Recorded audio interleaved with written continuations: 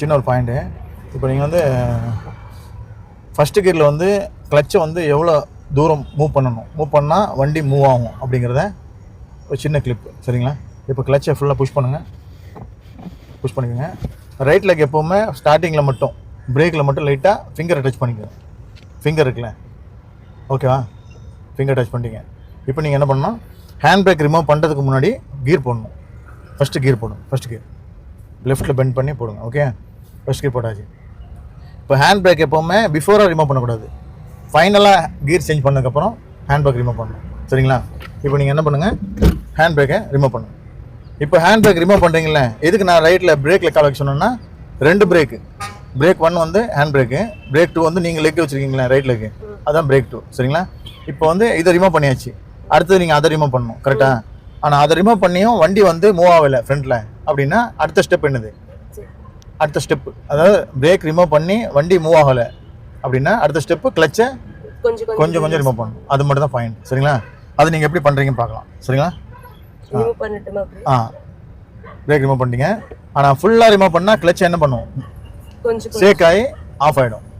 அப்போ நீங்கள் கொஞ்சம் ரிமூவ் பண்ணால் சைடு மிரர் பாருங்கள்.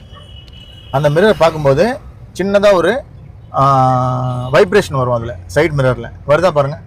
கிளச்சை பைட்டிங்கில் கொண்டு வரும்போது வரும். டிப் பண்ணி கிளச்சை மேலே லைட்டாக கொண்டு வாங்க. கரெக்டாக அந்த பைட்டிங்லேயே ஸ்டாப் பண்ணுங்கள். கிளச்சை வைப்ரேட் பாயிண்டில் கரெக்டாக மூவ் ஆகுதா? அப்போ இதான் வந்து பைட்டிங்கு. இப்போ இந்த பைட்டிங்லேருந்து கிளச்சை வந்து இன்னும் லைட்டாக ஷேக் பண்ணால் வண்டி மூவ் ஆகும். மூவ் ஆகுதா?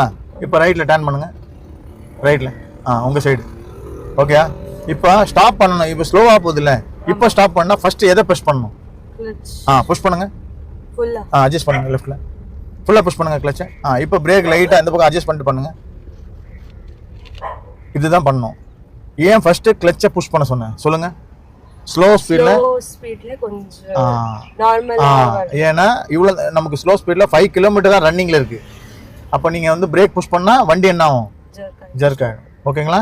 இதுதான் ஒரு பாயிண்ட். சரிங்களா? இப்போ கிளச்சை திரும்ப பைட்டிங்கில் ரிமூவ் பண்ணுங்கள். இது பிரேக் பிரேக் எடுத்துகிட்டே பண்ணுங்கள். ஸ்டீரிங்கையும் செக் பண்ணிக்கணும். சரிங்களா? கிளச்சை ரிமூவ் பண்ணும்போது ஸ்டீரிங் கரெக்டாக இருக்கா, வண்டி லெஃப்ட் போதா ரைட்டு போதா அதையும் செக் பண்ணுங்கள். ஓகேவா? கரெக்டாக இருக்க பாயிண்ட்டு. இப்போ இந்த பாயிண்ட்டில் நீங்கள் என்ன பண்ணலாம், ஸ்டீரிங்கை செக் பண்ணிட்டு லெஃப்ட் இருக்கா ரைட் இருக்கான்னு செக் பண்ணுங்கள். ஸ்டீரிங்கு ஸ்டெடியாக இருக்கா?